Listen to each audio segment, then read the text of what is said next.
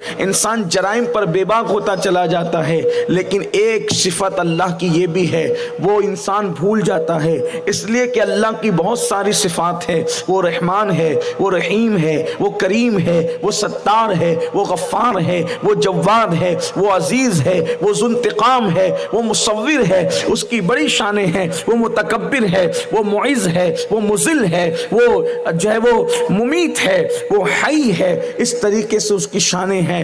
میرے آقا صلی اللہ علیہ وآلہ وسلم کے دیوانوں، تو رحمان ایسا کہ جب صفت رحمانی کا اظہار کرنے پر آئے تو چونٹیوں کو بھی کھلائے، مکھیوں کو بھی کھلائے، مرغیوں کو بھی کھلائے، ذروں کے اندر کے کیڑوں کو بھی کھلائے۔ اللہ اکبر۔ آپ کو بتاؤں اس کی صفت رحمانی کا اظہار کیسے کرتا ہے؟ جب حضرت سیدنا موسیٰ علیہ السلام دنیا سے تشریف لے جانے لگے تو اس وقت موسیٰ علیہ السلام کو کچھ تردد سا ہونے لگا۔ حضرت موسیٰ علیہ السلام سے پوچھا گیا کہ کیا یار سے ملنے کے حوالے سے بھی آپ جو ہے اس طرح تردد فرما رہے ہیں؟ تو حضرت موسیٰ علیہ السلام نے اظہار فرمایا کہ میرے بعد میرے گھر والوں کا کیا ہوگا، میرے بعد میرے گھر والوں کا کیا ہوگا؟ ظاہر سی بات ہے، گھر کے ایک ذمہ دار کو اپنے بعد گھر والوں کی فکر تو ہوتی ہے، اپنے بعد اپنے گھر والوں کا خیال تو ہوتا ہے۔ تو آپ نے کہا میرے بعد میرے گھر والوں کا کیا ہوگا، ان کی روزی روٹی کا ذمہ دار کون ہوگا؟ تو ارشاد ہوا موسیٰ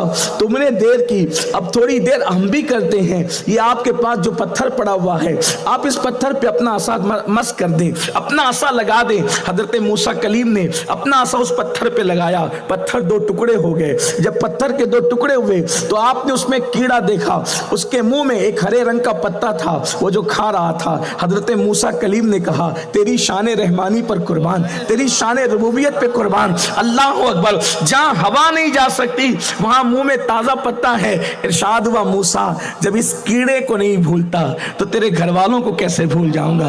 موسیٰ جب اس کیڑے کو نہیں بھولتا تو تیرے گھر والوں کو کس طریقے سے فراموش کر جاؤں گا؟ عطا کریں گے تو اللہ کی صفت ربوبیت، اس کی شان رحیمی، اس کی شان کریمی بڑی عظیم ہے، بڑی عظیم ہے، بڑی عظیم ہے۔ اللہ اکبر۔ اس کی شان رحیمی اور کریمی کا کیا کہنا؟ آپ کو بتاؤں اللہ اکبر کیسا رحیم ہے، کیسا کریم ہے، کیسا ستار و غفار ہے، کیسے عطا کرنے والا ہے۔ مورخین لکھتے ہیں، روایتوں میں آتا ہے ایک عورت ہے کشتی میں لوگوں کے ساتھ سفر کر رہی ہے، ایک عورت ہے لوگوں کے ساتھ کشتی میں سفر کر رہی ہے، اس کے شکم میں بچہ ہے، اس کے شکم میں بچہ ہے۔ اچانک وہ طوفان آتا ہے اور کشتی ٹوٹ جاتی ہے، اور جب کشتی ٹوٹتی ہے وہ کشتی ڈوبتی بھی ہے۔ ظاہر سی بات ہے ٹوٹی ہوئی کشتی تو ڈوبے گی ہی، لیکن ایک کشتی کا تختہ جو ہے وہ محفوظ رہتا ہے اور وہ پانی پہ تیرتا رہتا ہے۔ سارے لوگ ڈوب جاتے ہیں، ایک عورت جس کے پیٹ میں بچہ تھا وہ عورت اس تختے پر بیٹھ جاتی ہے یا لیٹ جاتی ہے، اور اسی تختے پر اسی وقت اس کو بچے کی پیدائش ہوتی ہے۔ اور جب بچے کی پیدائش ہوتی ہے تو حضرت ملک الموت کو بھیجا جاتا ہے، اس کی روح نکالنے، اس عورت کی روح نکالنے، اس کی روح نکال لی جاتی ہے۔ ظاہر سی بات ہے روح نکلی تو روح نکلنے کے بعد وہ بھی دریا میں غرق ہو گئی۔ اب وہ بچہ بچتا ہے اور اس تختے پر اس بچے کو بچا کر کے موجوں کی گود میں اٹھا کر کے اس کو کنارے پر لے جایا جاتا ہے۔ وہاں پر کچھ لوگ کپڑے دھل رہے ہوتے ہیں، کپڑے دھل رہے ہوتے ہیں وہاں پر، یا لوگ وہاں پر مچھلیوں کا شکار کر رہے ہوتے ہیں۔ تو وہاں وہ تختے کو جیسے ہی دیکھتے ہیں اس کو قریب لاتے ہیں، اس پہ بچہ پاتے ہیں تو لوگ اس کی پرورش کرتے ہیں۔ پھر اس بچے کو اللہ تبارک و تعالیٰ یہ ہنر دیتا ہے، اس کی آنکھ میں یہ عطا کرتا ہے کہ وہ جب پہاڑوں کو دیکھتا ہے تو پہاڑوں کے اندر کیا ہے، سونے کے پہاڑ ہے یہ یا کس چیز کے پہاڑ ہے یہ، وہ اس میں ماہر ہو جاتا ہے اور پھر اس کے بعد وہ بہت بڑا مالدار بن جاتا ہے۔ یہ اس کی عطا ہے، لیکن مالدار بننے کے بعد پھر دیکھیے یہ کرم اس کے ساتھ تھا، یہ عطا اس کے ساتھ تھی۔ آپ سوچ سکتے ہیں نہ جہاں ماں کا سہارا، نہ جہاں باپ کا سہارا، نہ جہاں رشتہ دار کا سہارا، وہاں پر موجوں کی گود میں، وہ بھی سمندر کی موجوں کی گود میں، تختے پر بچے کی حفاظت کرنے والی ذات کون ہے؟ اللہ کی ذات ہے۔ کرم تو اسی نے کیا۔ پھر کنارے پر وہاں نہیں پہنچایا، آپ توجہ کرنا، کنارے پہ وہاں نہیں پہنچایا جہاں درندے تھے، کنارے پہ وہاں نہیں پہنچایا جہاں پر اللہ اکبر بچوں کو کھا جانے والا کوئی تھا، بلکہ وہاں پہنچایا جہاں رحم کرنے والے لوگ تھے، پرورش کرنے والے لوگ تھے۔ یہ اس کی شان رحیمی ہے، شان کریمی ہے، لیکن بندہ شان رحیمی پر جو ہے وہ اتراتا ہے، شان رحیمی پر پھر خدا کی بغاوت کرتا ہے اور اس کی اس صفت کو بھول جاتا ہے کہ وہ منتقم حقیقی بھی ہے، وہ انتقام لینے والا بھی ہے، وہ پکڑ کرنے والا بھی ہے۔ جب انسان اس کی غیرت کو چیلنج کرتا ہے تو پھر وہ ایسی پکڑ کرتا ہے کہ انسان کو کہیں کا رہنے نہیں دیتا، اس کی قبر کا نشان بھی مٹا دیتا ہے۔ یاد رکھنا، آج پوری دنیا خدا کی صفت رحیمی اور کریمی کو دیکھ کر کے اپنے آپ کو فریب دے رہی ہے، دھوکہ دے رہی ہے، کیونکہ وہ پکڑنے کی صفات کو فراموش کر چکی ہے، اس کی صفت غیرت کے تصور کو بھلا چکی ہے۔ اور یاد رکھنا، ہم اللہ کو مانتے ہیں، اس کی ہر صفت کے ساتھ مانتے ہیں، اس لیے کہ قرآن مقدس نے جا بجا اس کی الگ الگ صفات کا ذکر کیا۔ بندے، اگر تو اس کی بارگاہ میں جھکے گا تو صفت رحیمی اور کریمی اپنے آغوش میں جگہ دے گی۔ بندے، تو اس کی فرما برداری کرے گا تو شان کریمی اور رحیمی تیری جو ہے ناز برداری کرے گی۔ بندے، اگر تو اس کے قانون کے آگے جھکے گا تو اس کی شان رحیمی اور کریمی تجھے اپنی آغوش کرم میں جگہ دے گی، اس کی رحمت کی چھما چھم برسات ہوگی۔ اور اگر تو نے اس کی نافرمانی کیا، اگر تو نے گناہ کیا، اگر تو نے اس کو ناراض کیا، پھر اس کی شان غیرت کا کرشمہ تو یہ دیکھے گا کہ اللہ فرماتا ہے جو اکیلے میں گناہ کرے، جو تنہائی میں گناہ کرے، وہ میرے ساتھ اعلان جنگ کرتا ہے، مجھے جنگ کا چیلنج کرتا ہے۔ آپ اندازہ تو کریں، حدیث مبارکہ کے تیور پر حدیث قدسی ہے، جو اکیلے میں گناہ کرے، جو تنہائی میں گناہ کرے، وہ مجھے جنگ کا چیلنج کرتا ہے۔ آپ سے پوچھتا ہوں، کوئی آستین چڑھا کر اپنے پیر سے کہے آپ لڑیں گے میرے ساتھ، میں آپ سے لڑنا چاہتا ہوں، انجام کیا ہوگا؟ انجام کیا ہوگا؟ پیر تو روحانی طاقت کا مالک ہوتا ہے، اس سے کوئی لڑ سکے گا؟ اور اگر کوئی آنکھیں چار کرے گا تو اس کا انجام کیا ہوگا؟ ہم نے تو اللہ والوں کے بارے میں صرف جو خلاف میں سوچتے ہیں ان کو بھی تباہ ہوتے دیکھا ہے، جو ان کے لیے دلوں میں کینہ رکھتے ہیں ان کو بھی برباد ہوتے ہوئے دیکھا ہے، ان کو بھی ذلیل و رسوا ہوتے ہوئے دیکھا ہے۔ جب اللہ والوں کے بارے میں صرف انسان خلاف میں سوچ لے تو وہ تباہ و برباد ہوتا ہے، تو وہ انسان جو اللہ کے خلاف اعلان جنگ کرے، یقیناً معلوم نہیں ہے تو بندہ غفلت میں جو کر رہا ہے، لیکن قرآن و حدیث کی تعلیم تو اسی لیے ہے تاکہ غفلت سے بیدار ہو جاؤ، غفلت کے پردوں سے نکلو، غفلت کے دلدل سے نکلو، اللہ کے فرمان پہ غور کرو۔ حدیث قدسی میں فرماتا ہے جو اکیلے میں تنہائی میں گناہ کرے وہ مجھے جنگ کا چیلنج کرتا ہے، وہ میرے ساتھ اعلان جنگ کرتا ہے۔ اور پھر سنو، جب کوئی گناہ پہ دلیر ہوتا ہے تو فرماتا ہے ان بطش ربک لشدید، تیرے رب کی پکڑ بڑی سخت ہے۔ اور پھر اللہ نے جب لوگوں کو پکڑا، کن کن کو پکڑا، تھوڑا میں آپ کی توجہ چاہتا ہوں۔ یہاں آج ایک عجیب سا ماحول بنا ہوا ہے، لوگ عجیب سے جو ہے وہ اپنے زوم باطل کے اندر ڈوبے ہوئے ہیں۔ کوئی کہتا ہے میری نسبت تو فلاں سے ہے، میری نسبت تو فلاں سے ہے، میری کیسے پکڑ ہوگی؟ میں کہتا ہوں میرے عزیز، کیا تو نے بنی اسرائیل کا تذکرہ قرآن میں جا بجا نہیں پڑھا؟ قرآن جن کو سور اور بندر بنانے کی بات کرتا ہے وہ کون لوگ ہیں میرے بھائی؟ وہ کوئی معمولی لوگ نہیں ہیں، جن کا شجرہ نسب انبیاء سے جڑا ہوا قرآن بیان کرتا ہے۔ آپ کی توجہ چاہتا ہوں، کسی کا آل پیغمبر ہونا تاریخ بتاتی ہے، کسی کا آل پیغمبر ہونا لوگ بتاتے ہیں، کسی کا آل پیغمبر ہونا کہیں اور سے ثابت ہے، لیکن یہ وہ لوگ ہیں جن کا آل پیغمبر ہونا قرآن سے ثابت ہے۔ قرآن کہتا ہے یا بنی اسرائیل، یا بنی اسرائیل، یا بنی اسرائیل، اے راتوں کی تاریکیوں کے اندر شراب کی اڈوں کو آباد کر کے یہ تصور کرنے والوں کہ اللہ تمہارا کچھ نہیں کرے گا، زنا کے اڈوں کو آباد کرنے والوں اور یہ تصور کرنے والوں کہ اللہ تمہارا کچھ نہیں کرے گا، تاش کے پتے کھیلنے والوں اور یہ تصور کرنے والوں کہ اللہ تمہارا کچھ نہیں کرے گا، آپ کہاں سے لکھا کے لائے ہیں یہ وی آئی پی کوٹا؟ قرآن انہیں یا بنی اسرائیل کہتا ہے۔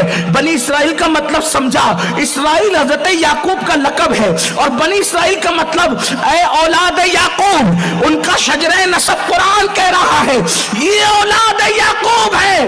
اولاد یعقوب مطلب اولاد ابراہیم، یعقوب بیٹے اسحاق کے، اسحاق بیٹے ابراہیم علیہ السلام کے، صرف ایک واسطے سے ابراہیم علیہ السلام سے ان کا شجرہ نسب ملتا ہے، لیکن اللہ نے ان کو کیا بنایا؟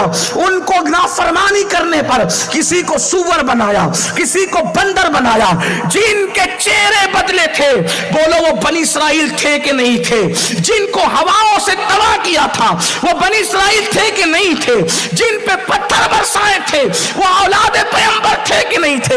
قرآن پکار پکار کے کہہ رہا ہے اگر نبی کی اولاد بھی مردوں سے بدفعلی کرے گی تو ان پر پتھروں کی برسات ہوگی، اگر نبی کی اولاد بھی ناپ تول میں کمی کرے گی انہیں زمین میں دھسا دیا جائے گا، اگر نبی کی اولاد بھی ہمارے حرام کو حلال کرے گی ان کو سور اور بندر بنا دیا جائے گا۔ اب مجھے بتاؤ جنہیں نبی کی اولاد قرآن کہے اور پھر ان کا عذاب یوں بیان کرے، آپ ہم کہاں سے لکھا کے لائے؟ ہم پر عذاب نہیں آئے گا، ہم تباہ نہیں ہوں گے، ہم برباد نہیں ہوں گے۔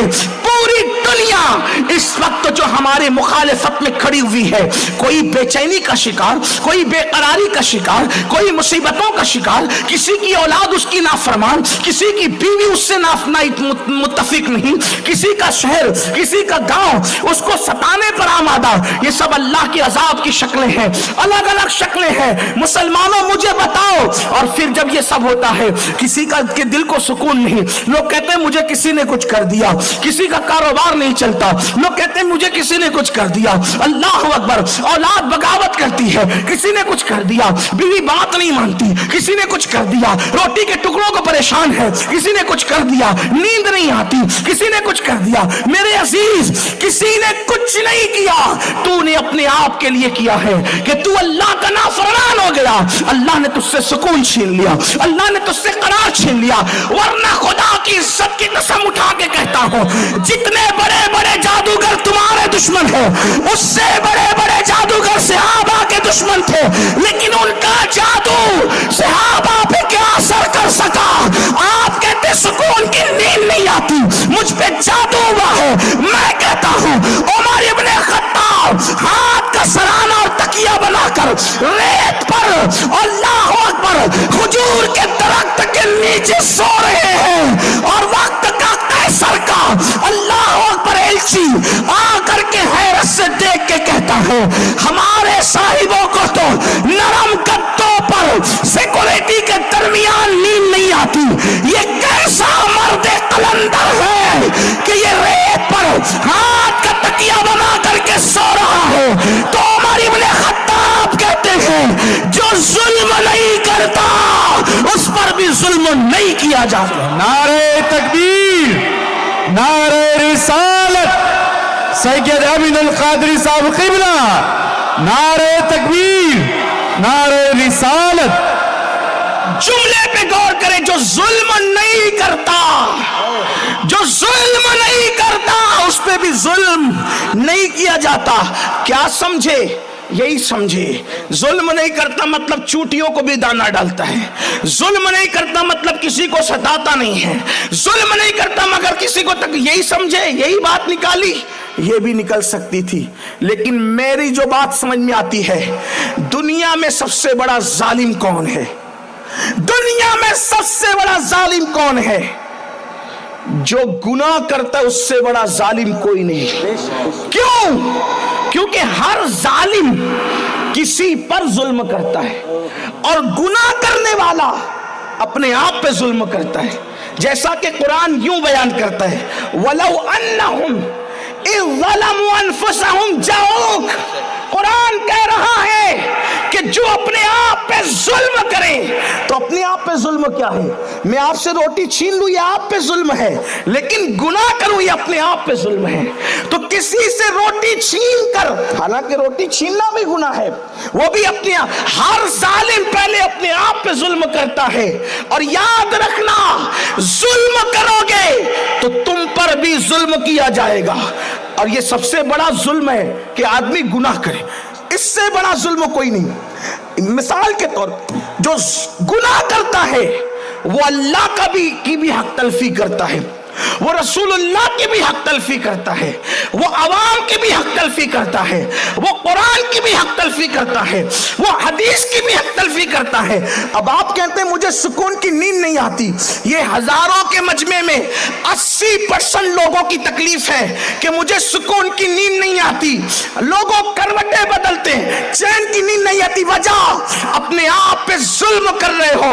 और जब अल्लाह किसी की पकड़ करता है, पकड़, तो उसको महसूस भी नहीं होने देता कि अल्लाह ने उसकी पकड़ कर ली है, अल्लाह ने उसकी पकड़ की है। इसलिए जब इंसान गुनाह करेगा तब अल्लाह की पकड़ होगी। अल्लाह ने गुनाह इसलिए हराम नहीं किया कि तुम गुनाह करते हो तो खुदा का कोई नुकसान हो जाता है, खुदा का तुम कोई नुकसान कर लेते हो। गुनाह से खुदा रसूल का कोई नुकसान नहीं होता।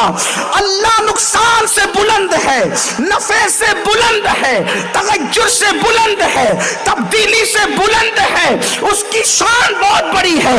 ला जिद्द लहू वला मित्त लहू वला मिस्ल लहू वला मिसाल लहू वला जवाब। जब काबे पर 360 बुत रख दिए जाते हैं तब भी उसकी शान में कोई फर्क नहीं आता।